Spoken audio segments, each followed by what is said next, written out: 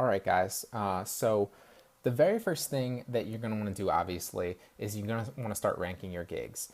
So you're going to post those 6 gigs, like I said, save that extra slot. I'm going to go into why that extra slot's important in this video and how you can actually target gigs. But before you do any of this targeting gig-wise on Fiverr, what you want to do is you want to get your first 6 optimized. So you're going to want to get your first 6 optimized for impressions and clicks, figure out which ones are working, which ones are getting seen. And then when you figure out which ones are getting seen and you have 6 that are getting seen and getting clicked, hopefully you'll get an order or 2 by then, but you really want to start pushing the envelope by marketing them in Facebook groups. That's one of the best ways that I found to do it. Now, once you finally do that, now this might take a week or so, to start kind of ranking some of your gigs and getting sale on them or 2, depending on how much work you do, how many links you drop in Facebook groups, how many people that you message. Another way that you can do it is you can literally, so you don't use all your link dropping, you can literally go back in, and I'll do it really fast just to kind of show you really briefly. You can simply message people individually.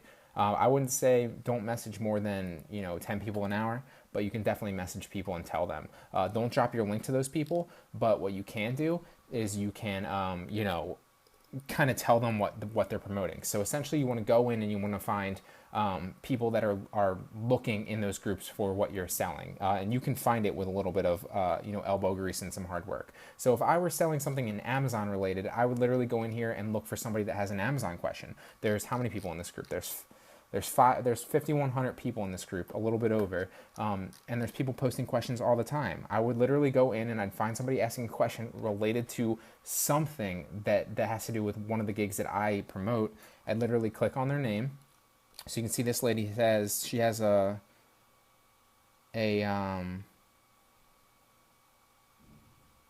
looks like she has a merchant fulfilled issue with her one of her Facebook, or not her Facebook, one of her FBA products, her Amazon products. If I were doing something FBA related, I would literally simply open up a message, and I think I have messaged her before, so I won't show you what that says.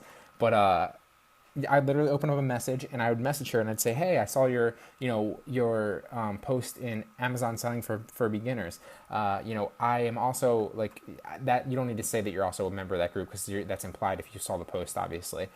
But just say, hey, I saw your post in so-and-so group. I thought you'd like to know that I actually offer a service like this, or don't say service, say that I actually handle things like this. If you're interested, let me know. And then she'll let you know. She'll be like, oh, what do you, she'll either say one of 2 things. She'll be like, oh, thanks, like I'll let you know, which means no, obviously. Or, every once in a while you'll notice that somebody will respond back with a, oh, okay, like what do you mean? Like, and they'll be interested. That's when you drop your link. You don't just drop your link right in the message initially. You kind of entice them and start a conversation with them. So, obviously the first thing to do is drop links in Facebook groups and then message people from those Facebook groups with specific, questions on that. Now, the next thing that you're going to want to do once you start ranking your top 6 gigs is you're going to want to start targeting things on Fiverr. And a lot of people don't know this, but one of the things on Fiverr is you can actually go in to the selling tab, like I am here, and you're going to hit buyer requests. And what that will do is that will take you to a page where there are a bunch of buyer requests. And what these are people on Fiverr that are looking for a specific thing, a specific gig, but couldn't find it. All the information is right here. Look, you'll see this buyer right here needs something advertised. If you're interested, please send me a message. Regard, John.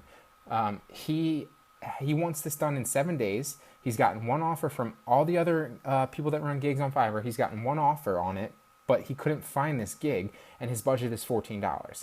So, obviously, you can go down the list and you can look for people with related things that are looking for a gig that couldn't find it. So maybe if you found something similar, like this guy right here, diet nutrition plan along with bodybuilding tips. That's one of the gigs that I actually offer on my normal Fiverr. I might message him and send him an offer. But this is one of the reasons that I say keep an open slot, because what I suggest is that you actually tailor a gig around these buyer requests. What you can do is you'll go back into your Fiverr and you're going to create a new gig. And that's why I said leave that empty slot. Now what you're going to do is you're literally going to go back in. He said he needs something advertised. If you're interested, please send him a message. So I'm literally going to copy this, go back in, and I'll create a gig just like that. And I'll say, I will actually, we'll just say advertise.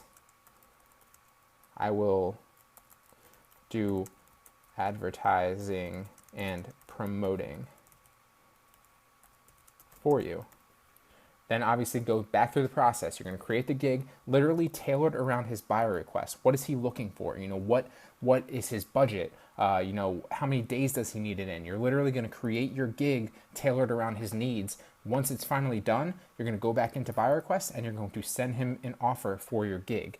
And then within a day or two, he'll either respond and you can sell him that gig. If he cancels it right away, then you go back down to the next one. I need someone to get me busy. I will give you daily fitness hints and assignment follows. So literally, you're just going to tailor your gigs around these people and then send them an offer for that gig. That's why I say keep one open slot to do this. You can literally find out, search out people that are looking for something that couldn't find it on Fiverr. Look, this person, is looking for, I don't even know what that is, so I'm just going to skip that one. This person's looking for social media marketing. So you can take these people's, inquiries, create gigs tailored to what they're looking for because clearly they couldn't find them, and then send them an offer. When they get a bunch of offers and your gig looks exactly like what they're looking for, they're going to purchase your gig.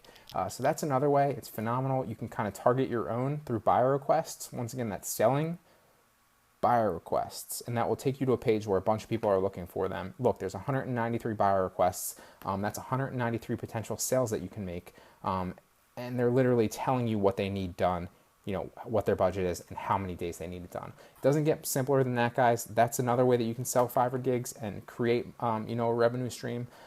With that being said, the next one we're going to jump into email marketing, just simple. And then in the following one, we're going to jump into Instagram marketing and getting your gigs on generating traffic through Instagram and landing pages.